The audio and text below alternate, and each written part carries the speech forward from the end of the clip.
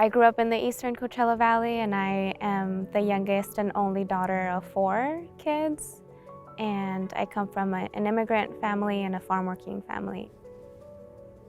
I didn't grow up knowing what environmental justice is or what community planning is, but I did notice a lot of issues that were impacting my family and my neighbors. There were always a lot of fires around our area.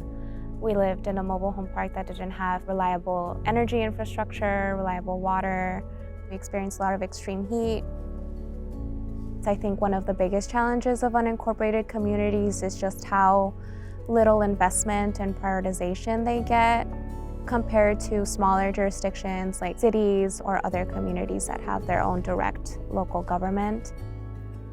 El cambio climático está afectando a todo el mundo, pero específicamente aquí en nuestra comunidad del este del valle, el cambio climático se está haciendo más fuerte.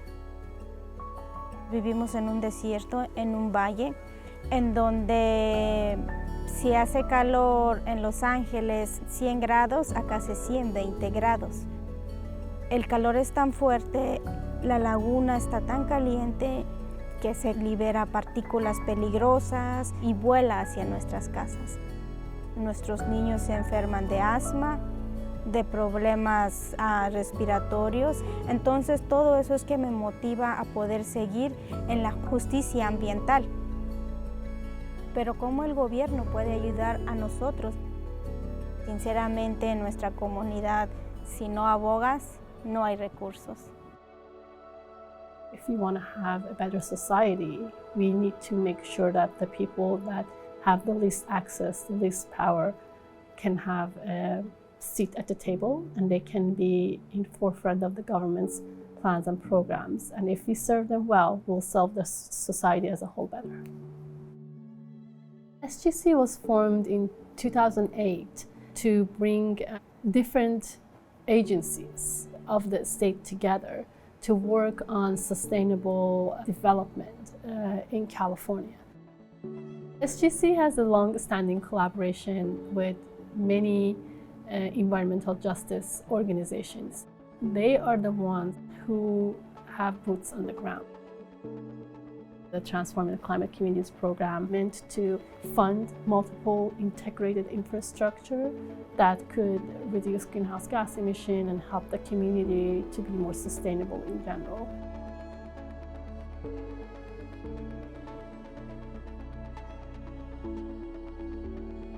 The TCC program has been a learning curve for many of us, but what we learned is that if we create a standard together and we hold each other accountable to that, then ultimately we'll get where we want to be.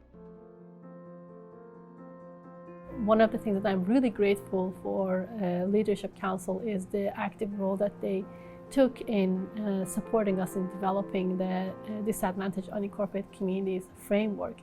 We realized that some of our own programs' requirement could be a huge barrier for these communities to access funding. Unincorporated communities are not within cities, so they're not represented by the city government. So with the kind of exclusion from representation and governance often comes exclusion from basic services. One of the issues that we really try to highlight is that unincorporated communities are historical communities that have been in California, that have housed Californians for decades and decades. The communities that we're talking about, including the Eastern Coachella Valley, Matheny Tract, Tulare County, have been excluded from investment, but are very much the type of sustainable communities that we all envision as a state. There wasn't any good data on how many people live in these type of communities. It was eye-opening that if there is no data, if you don't show up on the map, then the resources don't come to you. Using some of the unconventional resources and bringing those data sets together to build something that we can refer to was the first step in help these type of communities to be able to advocate for funding. We've worked a lot with some other agencies to do income surveys, for example, because the census data is so poor. Having that flexibility for using local knowledge to demonstrate eligibility has been really, really important. We engage with the TCC program because it's really important to make sure that disadvantaged unincorporated communities don't get left behind, and communities of color and immigrant communities also have the same benefits and resources to be able to combat the impacts of climate change. The Eastern Coachella Valley was the first rural community to have been selected for a planning grant. One really specific recommendation was the development of a climate resilience center in the community of North Shore and Oasis. Si nosotros tuviéramos un centro comunitario que no solamente fuera la naturaleza, sino que también tengan el aire acondicionado. Estas personas mayores pueden ir caminando a ese lugar y estar allí en lo que transcurre el tiempo de calor y regresar a sus casas. También estos centros comunitarios nos ayudan a nosotros a reunirnos como comunidad y poder discutir nuestras preocupaciones o necesidades que tenemos.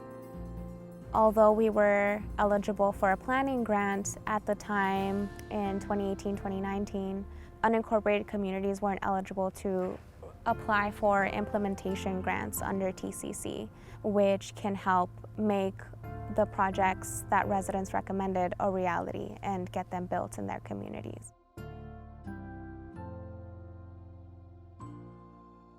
We started working with SGC to make the changes to the guideline process and allow for unincorporated communities to apply for implementation grants.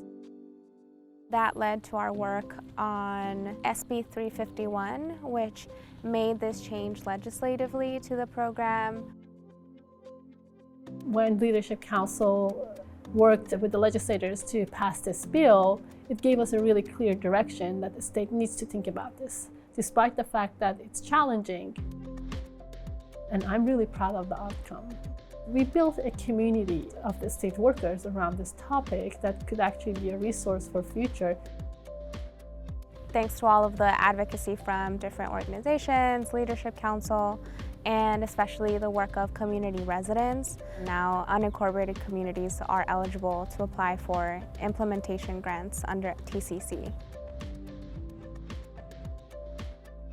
It was such a big fight, it was such a big victory, and yet it was a common sense approach. Not only are you excluding communities most vulnerable, but you're also keeping those communities from contributing to the state's climate goals. What has been in the heart of our collaboration with different grassroots organizations is just reminding ourselves that many of the challenges that they bring up or frustration has roots on centuries of discrimination and practices that disfranchise them from accessing the resources. If you're going to a meeting and people are rightfully upset, it's not personal. It's showcasing that there is a history that we need to be mindful of. It really is these individual relationships which are critical, because the information that we were coming with was backed with expertise, was backed with experience. We earned respect among staff. And so there's a lot of institutional mutual respect. We understand each other's expertise. For Leadership Council, co-empowerment means that we engage with communities in a way that is respectful of the knowledge that they have. They have as much expertise and power as anybody who may work in a community organization or a city council or in the state government. Projects and programs will not succeed without community leadership, community buy-in, guiding both design and implementation.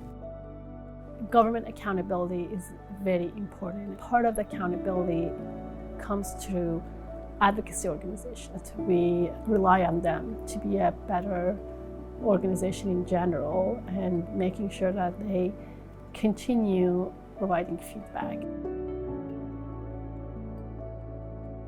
Lo que me orgullece realmente es que cuando esa lucha constante de que vamos a las juntas o abogamos o firmamos de resultados.